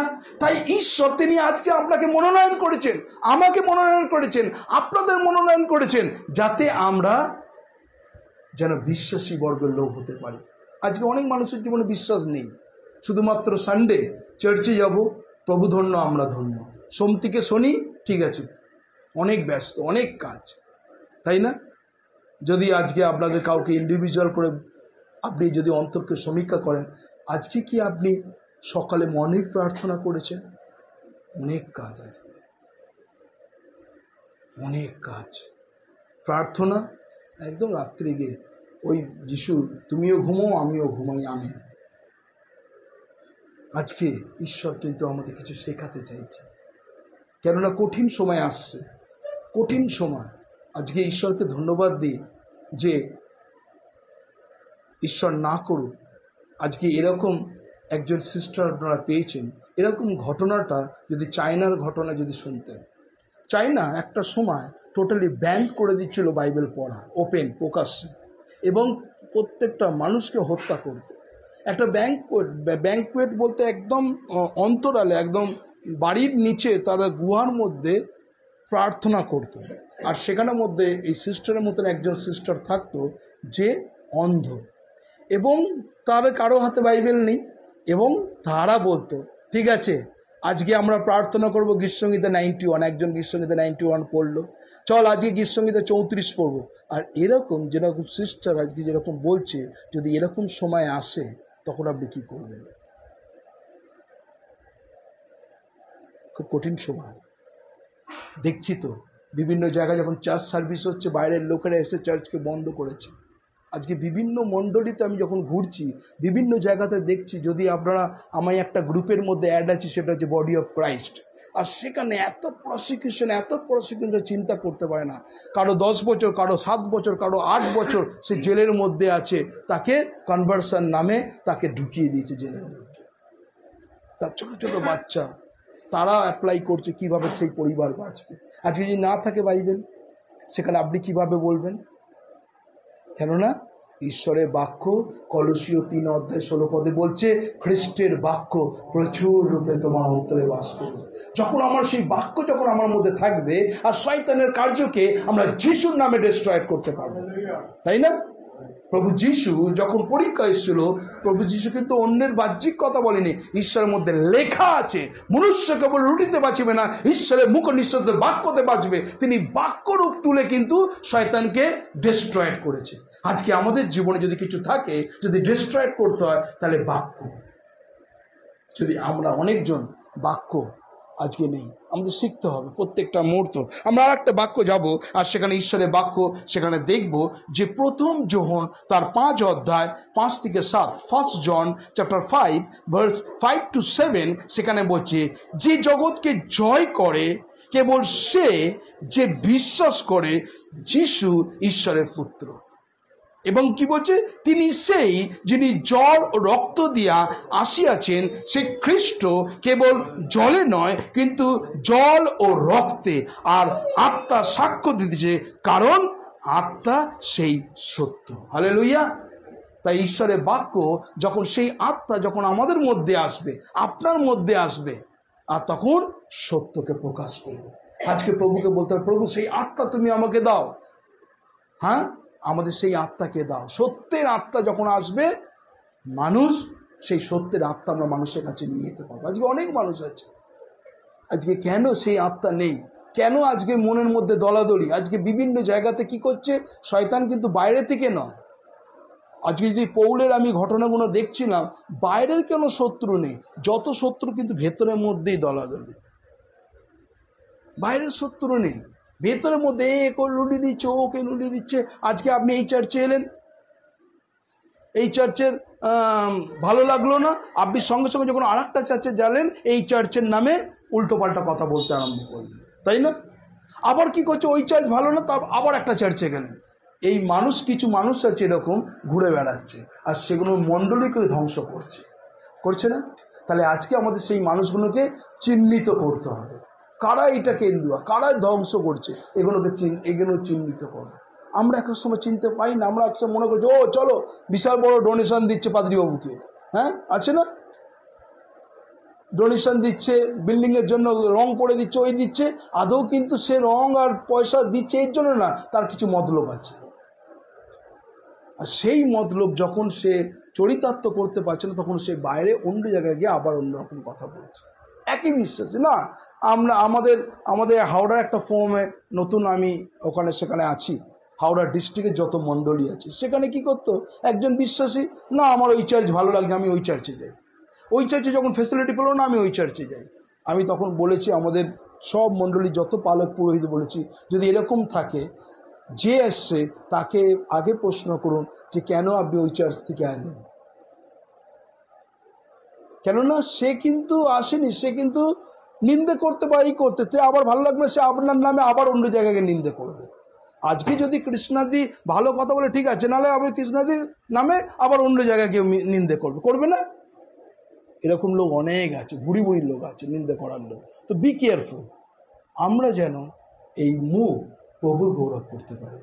এরকম লোক থাকবে, এরকম সমস্ত স্থির। বাইবেল কি বলছে, যে শেষ পর্যন্ত স্থির থাকে সেই জীবন মুকুট পাবে। আমরা স্থির থাকতে পারি না, আমরা টলে মলে যাই। তাই আজকে ঈশ্বর তিনি আমাদের জীবনকে তিনি কাজ করছে। আমরা একটা বাক্য দেখি, 1 শমূয়েল 15 পদ, 1 Samuel chapter 15 verse 11। আমি শাউলকে রাজা করিয়াছিলাম বলিয়া আমার অনুশোচনা হইতেছে, যেহেতু সে আমার অনুগত হইতে ফিরিয়া আসিয়াছে, আমার বাক্য পালন করে নাই। তখন শমূয়েল ক্রুদ্ধ হইলেন এবং সমস্ত রাত্রি সদাপ্রভুর কাছে ক্রন্দন করিলেন। তাহলে কি হয়েছে, আশা করেছিল যে শমূয়েল কিছু করবে, কিন্তু সে পালন করেনি। আজকে হয় না এক এক সময়, আজকে যদি আপনাদের সিস্টার যদি কাউকে যদি কিছু বলে, আমি জানি না আপনারা কতজন করবে, দূর এখন এই সময় এইভাবে, এখন পরে করব, সময় হোক করব, একটু হাতের কাজটা ফাঁকা থাক তারপরে করব, সঙ্গে সঙ্গে আমরা করব না। তাই আজকে ঈশ্বর তিনি আমাদের কিছু বলতে চাইছেন, ঈশ্বর তিনি আমাদের কিছু করতে চাইছেন। আমরা এক এক সময় চিন্তা করি শুধুমাত্র আমার পরিবার, আমার ফ্যামিলি না, আজকে আপনাকে কাঁদতে হবে সমস্ত মানুষের জন্য। সত্যি ঈশ্বরকে ধন্যবাদ দিই যে আমি 31 বছর ধরে আমি প্রার্থনা করছিলাম একটা বিষয়। আমার নিজের অর্গানাইজেশন আপনারা সকলেই জানেন, আর এখানে ক্যালেন্ডার আছে গুড ডিজ মিশন অফ ইন্ডিয়া, আর সেটা আমার নিজের অর্গানাইজেশন প্রভু আমাকে দিয়েছেন। কিন্তু আমার চিন্তা ভাবনা ছিল যাতে প্রত্যেকটা মণ্ডলী কিভাবে বাঁচে, এটা আমার প্রার্থনা ছিল। 31 বছর পর সেই প্রার্থনা আমি উত্তর পেয়েছি। সত্যি মানে গড নোস। আজকে আমি প্রশান্তকে আমি চিনতাম না, আজকে সে আরেকটা মণ্ডলী, আজকে অসীম বাবু সে আর একটা মণ্ডলী, তো বিভিন্ন মণ্ডলী, আজকে সমস্ত মণ্ডলী আজকে তারা আসছে। আর ঈশ্বরকে ধন্যবাদ দিই যে ঈশ্বর তিনি আমাকে এত বড় একটা দায়িত্ব দিয়েছেন, এই ওয়েস্ট বেঙ্গলের যত মণ্ডলী আছে সেই মণ্ডলী যেন সুরক্ষা হয়, সন্ধ্যে মণ্ডলী বিপদ আপদে মানে যদি কিছু করতে পারি, সেই দায়িত্ব গভর্নমেন্ট আমাকে দিয়েছে। এটা বড় আশীর্বাদ না, একটা নিজের না, সেই নহিমিয়ার মতন, তাই না? নহিমিও তার দেশের জন্য রাজার কাছে গিয়ে প্রার্থনা, তোমার মুখটা কেন বিষণ্ণ? তোমার তো পীড়া হয় নাই। নহিমিও যদি 2 অধ্যায় পড়েন আর সেখানে বলি তোমার তো পীড়া হয়নি, অসুস্থ হয়নি, তোমার মুখটা কেন বিষণ্ণ? বলছে না, আমার সেই কবরস্থানের পাঁচিলটা ভগ্ন দশার মধ্যে এই পরিস্থিতি। বলো কি চাই? সে একটা চিঠি করে দিল, যাও বন দপ্তরে যাও, এই দপ্তরে যাও, কার্ড নাও, ওখান থেকে ওই নাও, তুমি গিয়ে কাজ করো। কিন্তু নহিমি যখন কাজ করলো, সেখানে কি ছিল? এক হাতে কোদাল, ঝুড়ি, খনই, কি বলে কনই, যেগুলো দিয়ে, আর এক হাতে অস্ত্র ছিল। কেন বলুন তো? দেখবেন নহিমিও তো পড়বেন, তো তারা কাজও করবে আর শত্রুর মোকাবিলা করবে। আজকে আমাদের কাজ করি, কিন্তু আমাদের বাইবেল বাক্যরূপ অস্ত্র আমাদের কাছে নেই, আর শয়তান বারে বার আমাদেরকে হারিয়ে দেয়।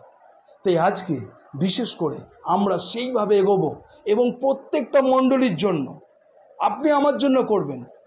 হ্যাঁ, আজকে আমরা যখনই কোনো সমস্যা পড়ি, কে করবে?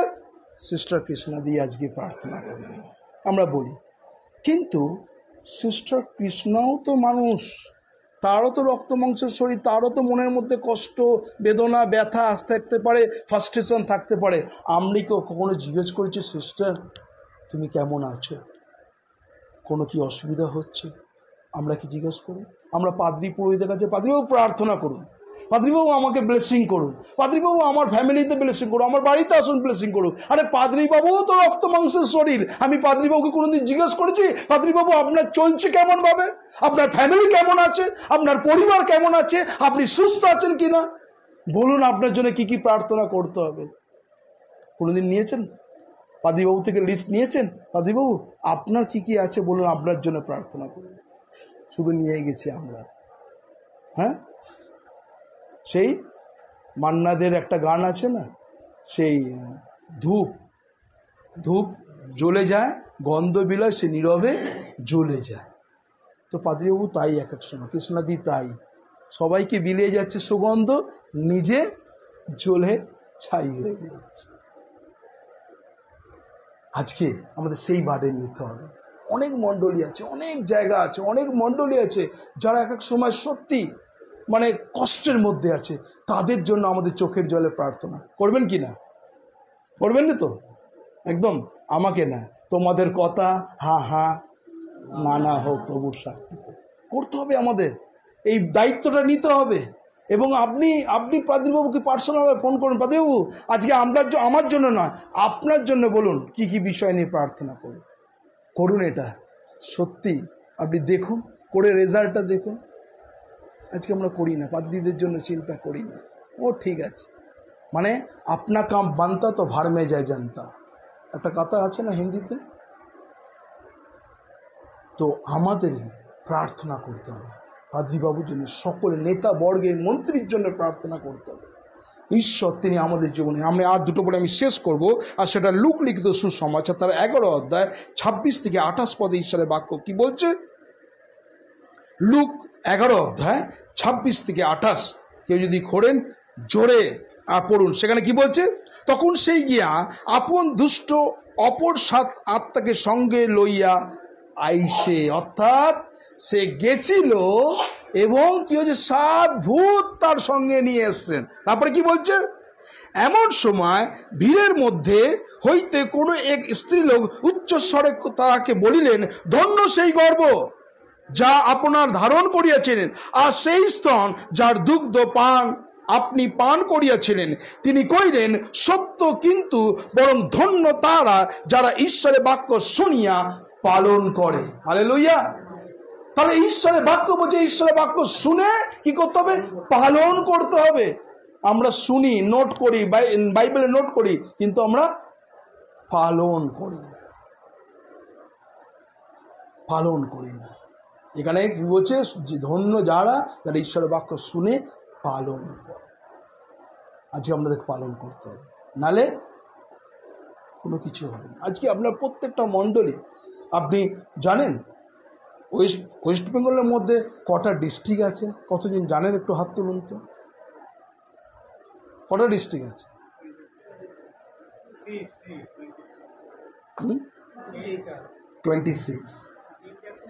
26টা।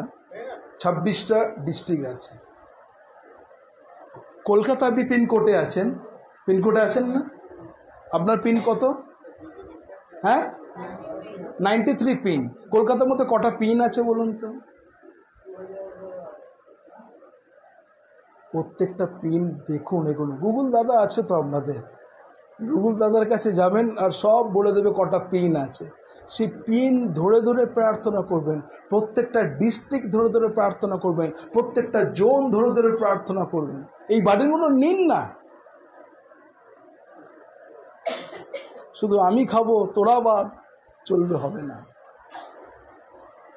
আজকে প্রত্যেকটা পিন ধরে ধরে আমাদের প্রভুর কাছে প্রার্থনা করতে হবে, প্রত্যেকটা ডিস্ট্রিক্টের জন্য প্রার্থনা করতে হবে। ভারতের উপরে হাতের ম্যাপ রেখে আপনাকে চোখের জলে 10 মিনিট হোক চোখের জলে এক একটা ডিস্ট্রিক্ট নিয়ে নিন। একদিন আপনি বর্ধমানের জন্য প্রার্থনা করবেন, একদিন আপনি মেদিনীপুরের জন্য প্রার্থনা করবেন, একদিন পূর্ব মেদিনীপুরের জন্য প্রার্থনা করবেন, একদিন 24 পরগনার জন্য করবেন, একজন নর্থ 24 পরগনার দিন করবেন। এরকম চোখের জলে আপনি প্রার্থনা করুন। একটা সময় হয়তো আপনি চোখ বন্ধ করবেন, ঈশ্বর যখন চোখ খুলবেন তখন বলবেন, তুমি আমার প্রিয় পুত্র, তোমাতে আমি প্রীত। আসো তুমি কি করেছো দেখো, এই দেখো তুমি এই দিনে এই সময় এই টাইমে তুমি এই বর্ধমানের জন্য চোখের জলে প্রার্থনা করেছিল, দেখো আমি কি করেছি, আর এইটা তোমার রিওয়ার্ডস পয়েন্ট। আসো তোমার কাছে সেই জীবন, এগুলো বোঝা, এগুলো বাড়েন নেই। প্রত্যেকটা পিন ধরে ধরে প্রার্থনা। আজ কলকাতা 1 আমরা পিন করব, আর আপনি দেখে নেবেন কলকাতা 1, গুগলে যাবেন, ক্যালকাটা পিনে কোন কোন জায়গা আছে যেগুলো মনে পড়ে সেই জায়গায় হাত রেখে আপনি প্রার্থনা করুন, প্রভু কলকাতা 1, প্রভু তোমার মহিমা প্রকাশ করবে। হালেলুয়া। করতে পারি না? আজকে যখন আমি এখানে প্রার্থনা করছি, সারা ওয়ার্ল্ডের লোক ঈশ্বরের বাক্য শুনছে। শুধু এখানে যদি এখানে 30-35 জন বসে, সারা ওয়ার্ল্ডের লোক কিন্তু লাইভ দেখছে, তারা কিন্তু বলবে আমি করবো আজকে থেকে। তাহলে কি হলো? একজন জল দিল, প্রভু সার দিলেন, আর বৃদ্ধিদাতা ঈশ্বর তিনি বৃদ্ধি করলেন। সবাই একা দ্বারা হবে কি? হবে না। তাহলে আজকে আমরা সকলে মিলে আমরা তাই বলছি ঈশ্বরের বাক্য শুনে যে পালন করে। নেক্সট একটা বাক্য পড়বো, শেষ করব, সেটা হচ্ছে যোহন তার 17 অধ্যায় 21 পদ। John chapter 14, John chapter 17 verse 12। যোহন 17 অধ্যায় 12 পদ। আমাদের সঙ্গে থাকিতে থাকিতে আমি তাদের তোমাদের নামে রক্ষা করিয়া আসিয়াছি, যে নাম তুমি আমাকে দিয়াছ আমি তাহাদের সাবধানে রাখিয়াছি। তাহাদের মধ্যে কেউ বিনষ্ট নয়, কেবল সেই বিনাশ সন্তান হইয়াছে যে শাস্ত্রের বচন পূর্ণ হয়। তাহলে আজকে আমরা কি কেউ যেন বিনষ্ট না হয়। আমরা গান গাইলাম, কারণ ঈশ্বর জগৎকে প্রেম করেন, হ্যাঁ, তার একজত পুত্রকে দান, কেউ যেন বিনষ্ট না কিন্তু অনন্ত জীবন পায়। শুধুমাত্র গানেই কি অনন্ত জীবন পাবে? বাইবেলের মধ্যে লেখা আছে কেউ যেন বিনষ্ট না হয়। তাহলে আজকে আমরা প্রতিজ্ঞা করবো। করবেন তো আমার সঙ্গে? করবেন কি না? হ্যাঁ কি না বলুন সকলে? সম্মতি? হ্যাঁ, হ্যাঁ, ওকে। আমার জন্য প্রার্থনা করবেন, এন্টার টিমের জন্য প্রার্থনা করবেন। প্রভু আগামী 22 তারিখে আমরা হলদিয়া 55টা মণ্ডলী আছে। 55টা মণ্ডলীর আমি ভাই প্রশান্ত থেকে পাঠালাম, প্রশান্ত ওখানে যাবে, কেননা আমাদের 22 তারিখ আমাদের উপবাস প্রার্থনা আছে, যাব না আমি, তুমি যাবে সেখানে গিয়ে সেই 55টা মণ্ডলীর পাপীদেরকে জন্য প্রার্থনা করবে। তুমি এই বার্ডেন কে যাবে আমার জন্য? জিরুমিকে প্রশ্ন করে, জিরুমি কি বলেছিল? আরে কৃষ্ণাদি যাবে বলেছিল। কি বলেছিল? আমি, প্রভু আমি আছি, আমাকে পাঠাও। তাহলে আজকে আমরা বলতে, প্রভু এই আমি, তুমি আমাকে পাঠাও। ওকে, আসলে আমরা সকলে চোখ বন্ধ করি। পবিত্র আত্মা, पवित्र आत्मा मुझे ले जा यीशु के चरणों में। पवित्र आत्मा, पवित्र आत्मा, पवित्र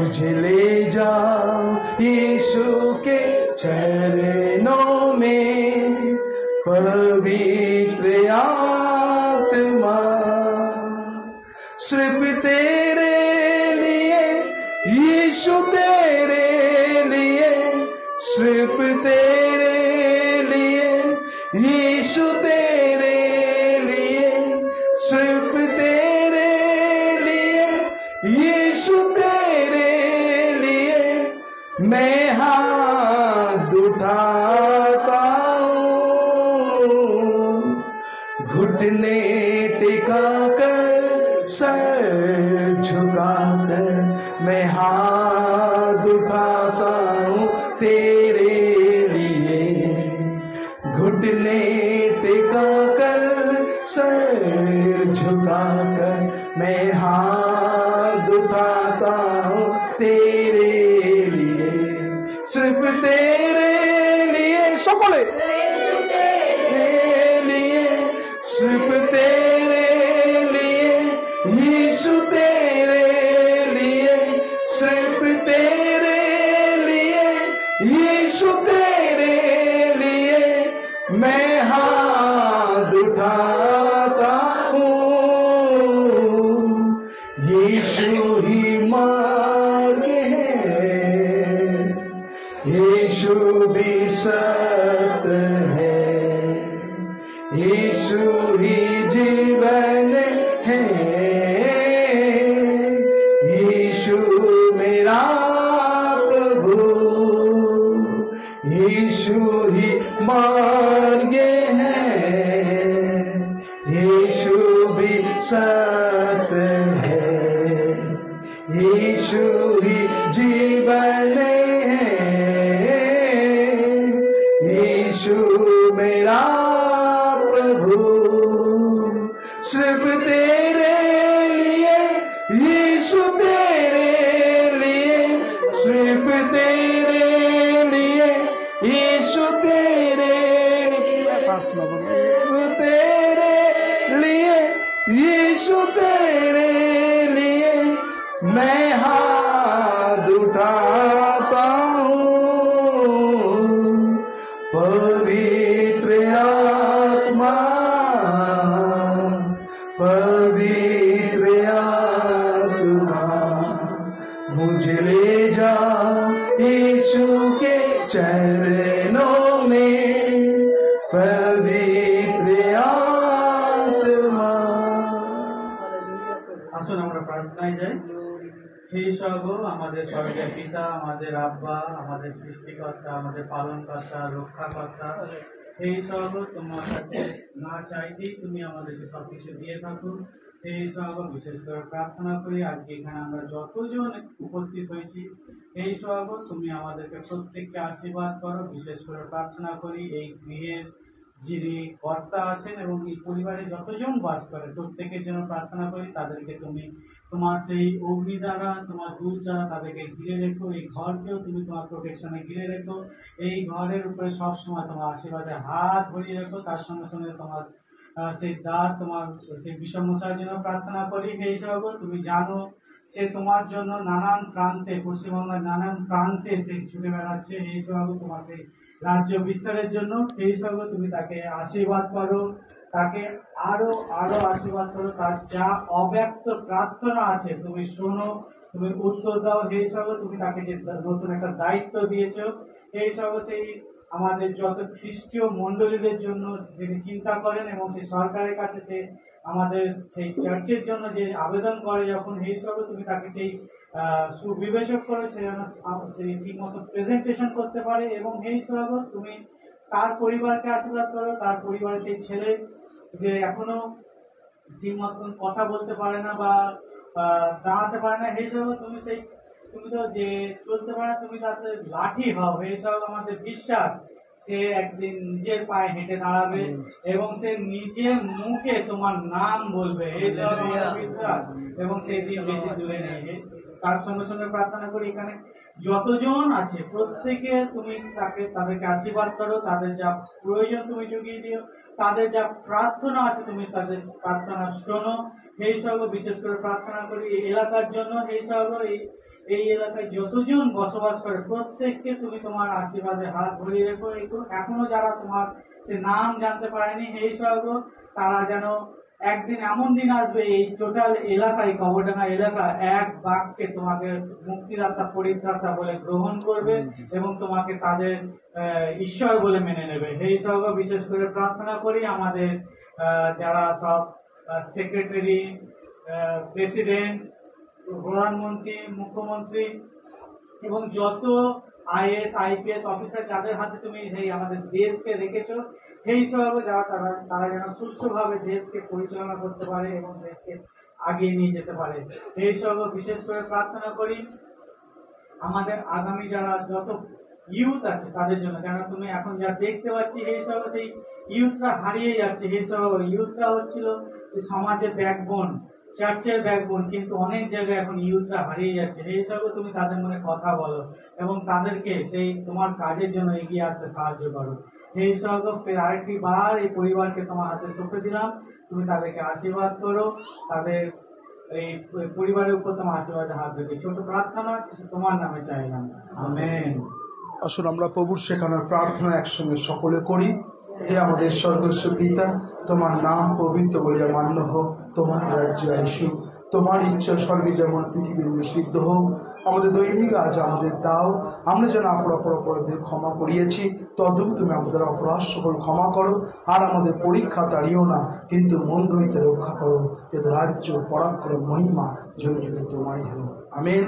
এখন ঈশ্বরের অনুগ্রহ, পবিত্র আত্মার শান্তি সহভাগিতা, খ্রিস্ট আশ্রিত সন্তান সন্ততি এই গৃহের প্রতি, এই অঞ্চলের প্রতি, এই বিশ্বাসী বর্গের প্রতি এখন থেকে অনন্তকাল চিরন্তন শান্তি সকলে একসঙ্গে ঈশ্বরের নামে বর্তুক। ঈশ্বর পিতা, ঈশ্বর পুত্র, ঈশ্বর পবিত্র আত্মা প্রভু যিশুর নামে যায়, আমেন, আমেন এবং আমেন।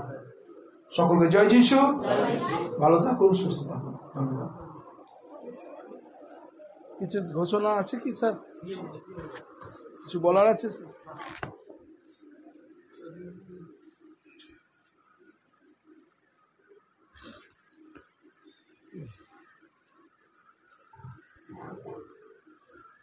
আমাদের গৃহেতে আমাদের ঈশ্বরবাবু এসেছে, অনেকক্ষণ ধরেই উনি করলেন এবং আমাদের সহভাগিতার যে আছে আমাদের লিডার কৃষ্ণাদি তিনি এসেছেন এবং এখানে যারা উপস্থিত সমস্ত ভদ্রমণ্ডলী আমাদের পরিবারের তরফ থেকে সবাইকে প্রীতি ও শুভেচ্ছা জানাচ্ছি। হ্যাঁ, এই ওটা দে।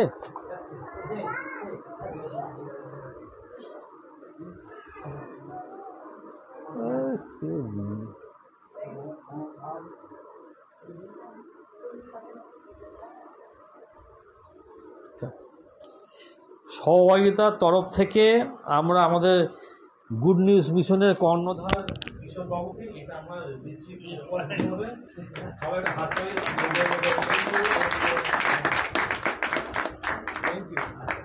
আর আমাদের তরফ থেকে আমাদের সহভাগিতার যে যিনি লিডার কৃষ্ণাদি, তারপর আমরা এটা দিচ্ছি।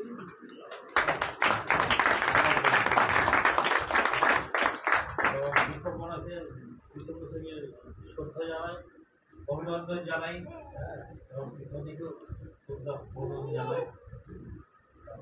সবাই বসবেন। অনেক কেন বলছি, কারণ আমি 35 বছর